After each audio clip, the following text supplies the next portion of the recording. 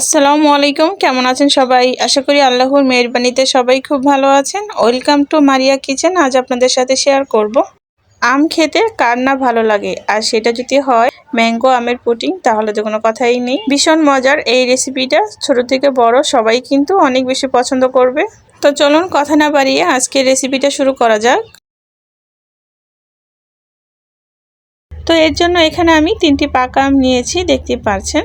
আর এই রেসিপিটা করতে হলে কিন্তু অবশ্যই এখানে পাকা আমই লাগবে। তো এখন আমি আমগুলোকে খুব ভালো করে কেটে নেব। তো কেটে নিয়ে এখন আমি খোসার থেকে আমটাকে ছাড়িয়ে নিচ্ছি। তো সেম ভাবে আমি সবগুলো আমি খোসার থেকে ছাড়িয়ে নেব। এবার আমি আমগুলোকে একটি ব্লেন্ডার জারের মধ্যে নিয়ে নিলাম। এখন আমি এখানে দিয়ে দিব প্রায় 4 চামচের মতন চিনি, তবে মিষ্টিটা যার যার স্বাদ অনুযায়ী দিয়ে নেবেন। আমগুলো যদি খুব বেশি মিষ্টি হয় তাহলে অবশ্যই কিন্তু মিষ্টির পরিমাণটা বুঝে শুনে দিয়ে দিবেন। এখানে আমি হাফ লিটার দুধ নিয়েছি, আর দুধটাকে আমি জাল করে ঘন করে নিয়েছি। এখন দুধ আর চিনি দেওয়া হয়ে গেলে এখন আমি এটাকে ব্লেন্ড করে নিচ্ছি। এই তো হয়ে গিয়েছে। এখন আমি একটি কড়াইয়ের মধ্যে ঢেলে নিচ্ছি।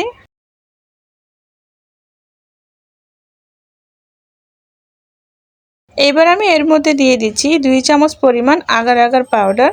আর এই পুডিংটা জমাতে কিন্তু অবশ্যই এখানে আগার আগার পাউডারটা লাগবে। আগার আগারটা দেওয়া হয়ে গেলে একটু খুব ভালো করে মিশিয়ে নিয়ে তারপরে আমি এখন চুলাতে বসিয়ে দেব। এখন আমি চুলায় বসিয়ে অনবরত নেড়ে চেড়ে ঘন করে নেব। এটা কিন্তু ঘন হতে খুব বেশি সময় লাগবে না, 2-3 মিনিটের মধ্যেই কিন্তু এটা ঘন হয়ে যাবে। এই তো 3 মিনিট পর এটা কিন্তু অনেক ঘন হয়ে গিয়েছে। এখন আমি চুলা থেকে নামিয়ে নেব। নামিয়ে নিয়ে এখন আমি যে বাটিতে এই পুডিংটাকে সেট করব, এখন সেখানে ঢেলে দেব। এখানে আমি 2টা বাটি নিয়েছি, আমি এই 2 বাটিতেই ঢেলে দেব। এখানে আমি একটি স্টিলের ছোট বাটি নিয়েছি, আরেকটি নিয়েছি একটি কাচের বাটি। এখন আমি 2 বাটিতে ঢেলে দেব। এই তো ঢেলে নেওয়া হয়ে গেলে এখন আমি এটাকে নর্মাল ফ্রিজে রেখে দেবো আধা ঘন্টার জন্য। এই তো আধা ঘন্টা পর আমি এই পুডিংটাকে বের করে নিলাম, আর এরই মধ্যেই কিন্তু এই ম্যাঙ্গো পুডিং একদম সেট হয়ে গিয়েছে। এখন আমি এটাকে বাটির থেকে ছাড়িয়ে নেব। এই তো দেখতেই পাচ্ছেন আমার এই ম্যাঙ্গো পুডিংটা কতটা পরিমাণ সুন্দর হয়েছে।